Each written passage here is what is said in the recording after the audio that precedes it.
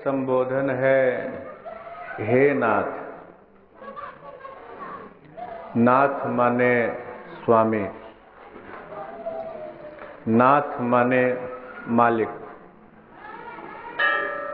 ऐ मालिक तेरे बंदे हम।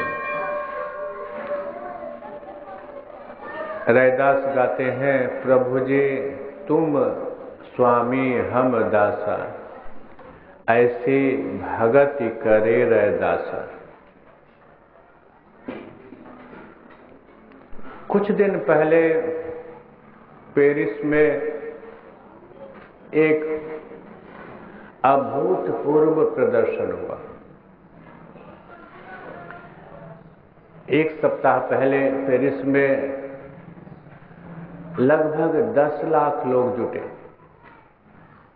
देखो, हिंदुस्तान की इतनी आबादी, 1 अरब 22 करोड़ की आबादी, लेकिन हिंदुस्तान में भी 10 लाख लोगों का जुटना बड़ा कठिन। और पेरिस में, फ्रांस में, यूरोप के देशों में तो आबादी बड़ी विरल, बड़ी कम आबादी। आबादी की बढ़ोतरी की रफ्तार घटती जा रही है। यहाँ चिंता का विषय है हमारी सरकारों का, हमारे बुद्धिजीवियों का, कि आबादी न बढ़े। हालांकि अब ये विवाद का विषय है कि आबादी बढ़े कि न बढ़े। आज हिंदुस्तान अगर तरक्की के, विकास के मुहाने पर खड़ा है तो सबसे अधिक अपनी आबादी के कारण, बड़ी तेजी से बढ़ती हुई वृद्धिमान जनसंख्या के कारण। तो विषयांतर न करो, मैं आपसे निवेदन करूं कि आज से लगभग 1 सप्ताह पहले पेरिस में इस ठंड में, यहां देखो कल टेम्परेचर, तापमान दिन का 12.2 डिग्री, अधिक से अधिक तापमान। रातें तो फिर भी गनीमत है, लेकिन दिन में इतना कम तापमान, बड़ी ठंड। और जितना उत्तर जाओ ध्रुवों की ओर, पेरिस तो ध्रुव के बड़ा करीब, वहां ठंड बहुत पड़ती। इतनी भयानक ठंड में 10 लाख लोग पेरिस में जुटे। किस लिए जुटे? आजादी के लिए, अभिव्यक्ति की आजादी के लिए, लोकतंत्र के लिए, सबको बोलने का अधिकार, सबको कहने का अधिकार। ऐसे ही 1779 में बहुत साल बीत गए, लगभग 150 साल पहले, 130 साल पहले लगभग 1779 में भी फ्रांस में ऐसे एक दिन लाखों लाखों लोग जुटे। उसके बाद यूरोप में ये दूसरा इतना बड़ा जमावड़ा था, लाखों लोगों की आबादी एक साथ जुटी। जैसे इस बार हुआ पेरिस में, वैसे उस बार भी पेरिस में ये जमावड़ा, ये लोगों का जुटाव आजादी के लिए हुआ, लोकतंत्र के लिए हुआ, जनतंत्र के लिए हुआ, जनता के, जन जन के अधिकार के लिए हुआ। लिबर्टी, फ्रैटर्निटी का जो नारा उस समय फ्रांस ने दिया, 1779 के उस जमावड़े में, उसने ही दुनिया की दिशा बदल के रख दी, इतिहास को बदल के रख दिया। इतिहास ने 1779 में फ्रांस के पेरिस के उसी जमावड़े में एक नई करवट ली। और जो सामंतवाद था, सामंतवाद को, जैसे कि जाड़ा बीते और कोई ओढ़ना, कंबल उतार के फेंक दे, आधा मांगे कंबल कांधे, जैसे कोई कंबल शीत लहरें बीतने के बाद उतार के फेंक दे, ऐसे ठिठुरन से भरी जो सभ्यता थी, कांपती हुई, थरथराती हुई, गुलामी के बोझ तले, सामंतवाद के, राजशाही के बोझ तले उसने नई सांस ली, जनवाद की, लोकतंत्र की, इक्वालिटी की, समता की बात। और उसके बाद सारी दुनिया में लोकतंत्र आया। लोकतंत्र एक बहुत बड़ी उपलब्धि है, बहुत बड़ी उपलब्धि। आज देखो, अभी थोड़ी देर पहले मैं अखबार पढ़ रहा था, अभी भी लोकतंत्र पर चोट।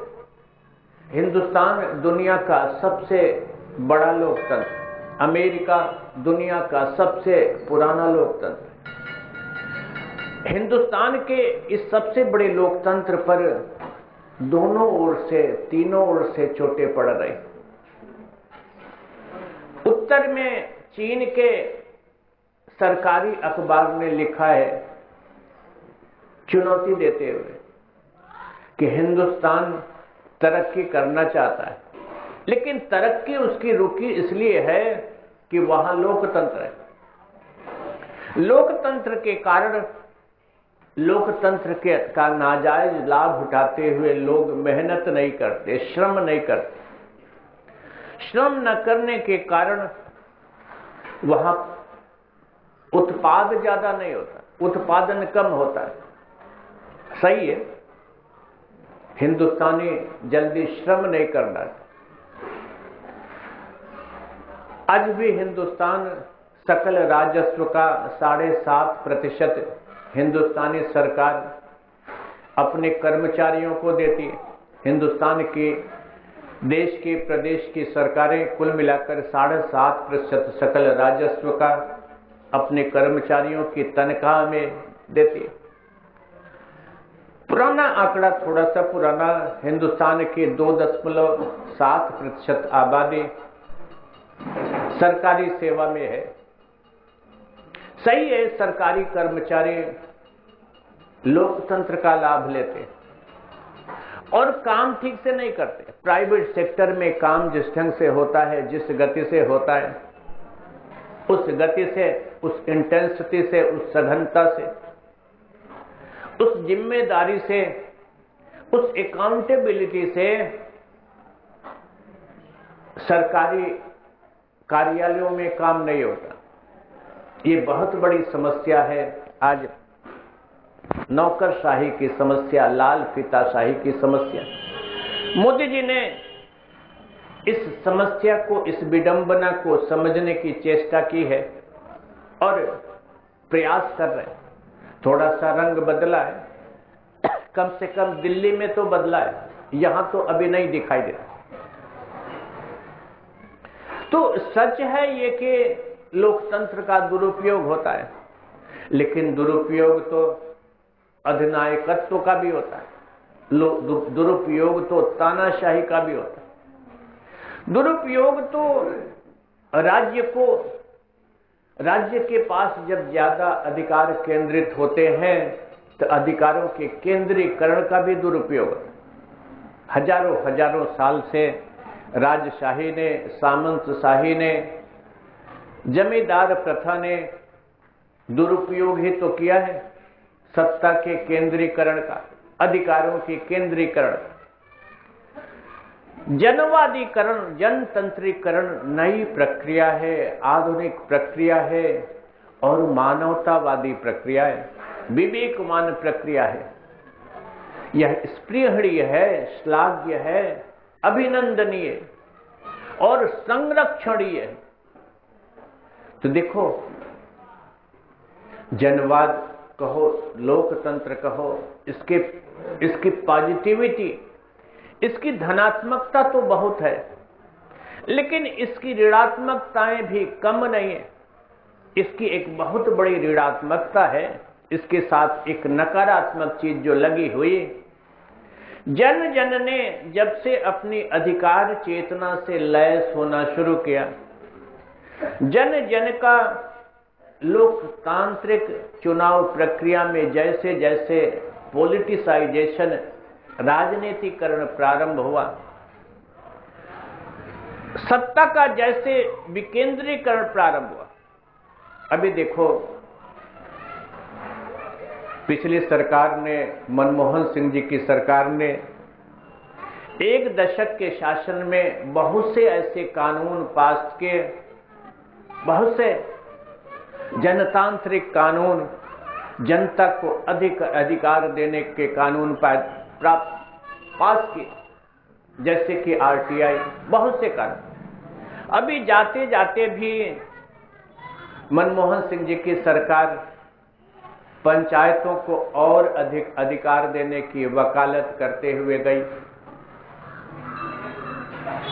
पिछली सरकार पंचायतों को और अधिकार देने का विधेयक पास कराना चाहती। जन लोकपाल जैसे विधेयक जो भी डिब्बे में बंद है लेकिन बहुत जल्दी खुलेंगे, ये सारे के सारे विधेयक, ये सारे के सारे कानून जन जन को अधिकार संपन्न तो करते, जन जन के अंदर अधिकार चेतना, सत्ता की चेतना को जगाते, लोकतांत्रिक चेतना को जगाते, लेकिन एक बहुत बड़ा अभाव भी पैदा करते। जैसे जैसे तुम्हारे अंदर स्वतंत्रता का बोध पैदा होता है और देखो चीजें एक दूसरे से जुड़ी हैं।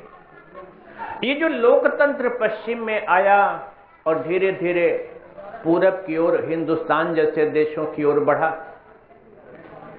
उसके पीछे बहुत बड़ा कारण था टेक्नोलॉजी का विकास, तकनीक का विकास, साइंस का विकास। साइंस के विकास ने ही देश को, समाज को, दुनिया को मानवतावादी चेतना से ज्यादा लैस भी किया है। देखो, मैं अभी पढ़ता था कहीं, कल संदर्भ आया तो याद दिलाऊं। हिंदुस्तान गुलाम भी बना तो टेक्नोलॉजी के अल्प विकास के कारण। सिकंदर आया और ठीक है, सिंधु नदी को पार नहीं कर पाया, लेकिन पोरस तक तो चढ़ आया था और पोरस को हरा दिया था। हरा क्यों दिया था?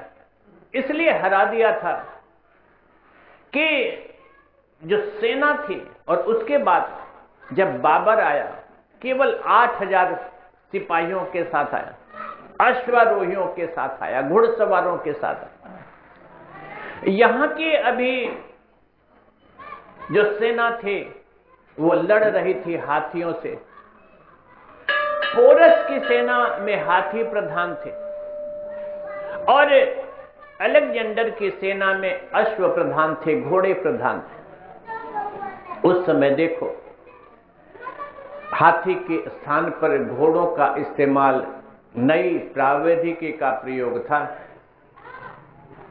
और वैसे ही जब आगे देखो, तोपची का जब प्रयोग शुरू हुआ, बंदूकों का जब प्रयोग शुरू हुआ, तो तलवारें हार गई, हिंदुस्तान गुलाम बना। इसलिए कि सदियों सदियों से, हजारों हजार साल से हिंदुस्तान ने साइंस को, विज्ञान को, तकनीकी को, प्रावैधिकी को भाव नहीं दिया।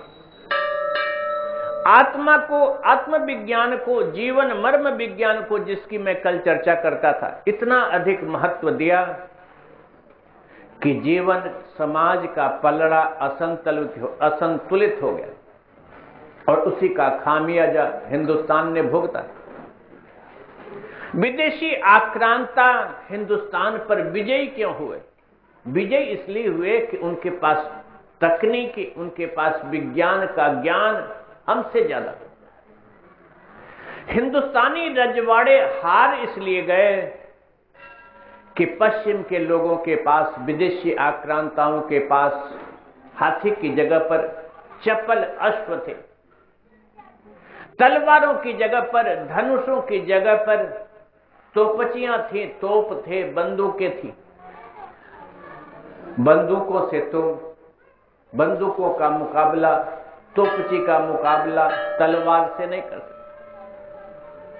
देखो, एक घटना मुझे याद आती, आज से लगभग 500 साल पहले की घटना। जिस दिन नींव पड़ी हिंदुस्तान में अंग्रेजी शासन के, उस दिन को मैं याद करता। शाहजहां मुगल बादशाह, शाहजहां अकबर का बेटा जहांगीर शासक हुआ और जहांगीर का बेटा हुआ शाहजहां। शाहजहां पोता था अकबर का, बहुत बड़ा बादशाह जिसने लाल किला बनवाया। शाहजहां की बेटी का नाम जहां आरा। एक ऐसी ही सुबह थी, ठंड भरी सुबह थी, आज से 500 साल पहले की सुबह। अब जहां आरा शहजादी है, राजकुमारी है, मुगल वंश के मुगल शाहनशाह की राजकुमारी, उसे बावर्ची खाने में जाने की क्या जरूरत। आज उसे किचन कहते हैं, उस जमाने में उसे बावर्ची खाना कहते थे।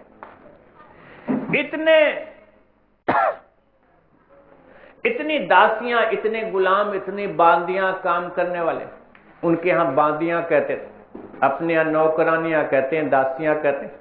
इतनी बांदियां काम करने वाले, इतने कामगार काम करने वाले, रसोई घर में, किचन में, बावर्ची खाने में। लेकिन चली गई, राजकुमारी है, शहजादी है, मन आया चली गई। पानी गर्म हुआ था, जाड़े की सुबह, ध्यान नहीं दिया। अब तुम्हें अभ्यास नहीं है बावर्ची खाने में काम करने का तो न कर सको। राधा रंग जी बैठे हैं, बावर्ची खाने में भी बड़े दक्ष हैं, बड़े निपुण हैं। जितनी गोल रोटी राधा रंग बनाते हैं, शायद ये जो माताएं बैठी हैं, अगर कंपटीशन हो तो राधा रंग जीत जाएंगे, है? इतनी गोल रोटी बना। सब्जी भी अच्छी बनाते हैं महाराज, कई तरह की सब्जियां। अब रिकोच थोड़े बनाना जानते हैं, कलौजी नहीं बनाते, कढ़ी बड़ी नहीं बनाते, बहुत सी चीजें नहीं बनाते, लेकिन सब्जी अच्छी बनाते। हमको लगता है सोनू जी नहीं बनाते ना, बहुत नहीं आता ना, बना नहीं आता कुछ। सब चीज सीखना है। मैं भी पहले, अब उतना नहीं आता महाराज, मैं भी पहले बहुत सारी चीजें बनाता, तमाम चीजें बना लेता। अब उम्र हो गई, बनाने को मन नहीं करता, धीरे धीरे दिमाग से उतर गई चीज। अभी भी जरूरत पड़े तो थोड़ा मोड़ा बना ही लेता। जाना ना चाहिए पंडित जी, जीवन में बड़ा रस है हमारा। ये जो भगवान के नाम की मदिरा है, श्री कृष्ण गोविंद हरे मुरारे, हे नाथ नारायण वासुदेव, इस मदिरा को पी के देखो। बड़ा से बड़ा अफीम, बड़ा से बड़ा गांजा, बड़ी से बड़ी शराब, कीमती शैंपेन की शराब। दुनिया में लोकतंत्र का, इक्वालिटी, स्वतंत्रता का, समानता का सबसे बड़ा उद्घोषक हुआ कार्ल मार्क्स और एंजल्स। आज भी कार्ल मार्क्स और एंजल्स, जिन्होंने कम्युनिस्ट मैनिफेस्टो चेथम की लाइब्रेरी में पढ़कर, वहां की लाइब्रेरी में ही कम्युनिस्ट मैनिफेस्टो लिखा, जिसने समता का सिद्धांत दिया, साम्यवाद, कम्युनिज्म जिसे कहते हैं। और जिस दिन पहली विजय हुई, मैं देख रहा था कभी इतिहास, तो शैंपेन की बोतलें खोल के मार्क्स और एंजल्स ने उस विजय का जयगान किया, स्वागत किया। बड़ी से बड़ी, महंगी से महंगी शराब भी महाराज भगवान के नाम की मदिरा के आगे कुछ नहीं। नाम का नशा ऐसा है सोनू जी कि दुनिया में कोई नशा ऐसा रसवंत नहीं। और संसार का नशा तो कैसे कमजोर बना देता है, शिथिल बना देता है, मुर्दे जैसा बना देता है। भगवान के नाम का नशा इतना सबल बनाता है, इतना प्रबल बनाता है, इतना दक्ष बनाता है, इतना निपुण बनाता है, इतना महिमावान बना देता है कि सर्वदाता सर्वेश्वर प्रभु भी तुम्हारे वश में हो जाता है।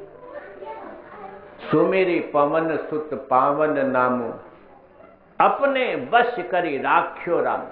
हनुमान जी ने, देखो बगल में हनुमान जी की प्रतिमा है। हनुमान जी जितना पूजे जाते हैं उतना राम जी नहीं पूजे जाते। एक भक्त की ये महिमा। और ये भक्त हनुमान कैसे बना? राम राम जय श्री राम, जय श्री राम, श्री राम जय जय राम, गा गा के। सोनू जी, हमारी शास्त्र ब्राह्मण हो महाराज, ब्राह्मण शास्त्र की महिमा को नहीं जानेगा, शास्त्र पर यकीन नहीं करेगा, तो दुनिया तो वैसे ही नष्ट हो चुकी महाराज। बहुत बड़ी देन है भगवान की ब्राह्मणत्व। इससे बड़ी देन धरती पर किसी को नहीं मिली जो सोनू पंडित जी को मिली है महाराज। ब्राह्मणत्व बहुत बड़ी देन। अगर मैं ब्राह्मण घर में पैदा होता तो आज महायज्ञ जहां पहुंचा है इसके हजारों गुना आगे पहुंच गया होता सोनू जी। समझ रहे? ये ब्राह्मणत्व की महिमा, इसका अनादर नहीं करना चाहिए, शास्त्र का अनादर न करना चाहिए। यह शास्त्र विधि मुत्सृज्य वर्तते काम कार्तः न सिद्धिम अवाप्नोति न सुखम न पराम गति। शास्त्र कहता है कि भगवान का नाम गा के ही सुमिरी पवन सुत पावन नामो। पवन सुत हनुमान जी ने भगवान के पावन नाम का सुमिरन किया। सुमिरी पवन सुत पावन नामो। शोर बंद कराओ, सचेत रहिए पंडित जी, बाहर हाँकते रहिए उद्बिलाओं को।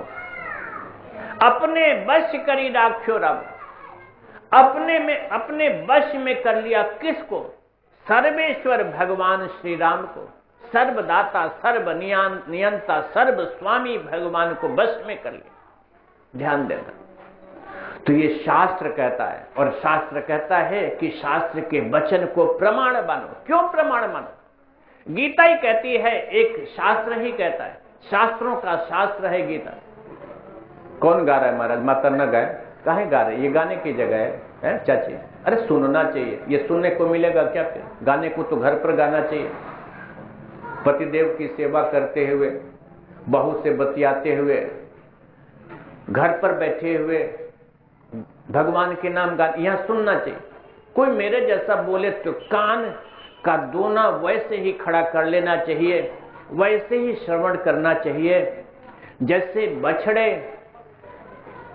श्रीमद् भागवत महापुराण कहता है कि भगवान श्री कृष्ण का वेणुनाद बंशी रव जब होता था, भगवान की वेणु बंशी जब बजती थी, तो गौ में महाराज, जीव प्राणी तो प्राणी, मनुष्य तो मनुष्य, गौ में गाय के बछड़े, अभी अभी पैदा हुए बछड़े भी दोनों कानों के दोने खड़े कर लेते थे, जैसे लगता था कि भगवान की वाणी, भगवान के स्वरनाद को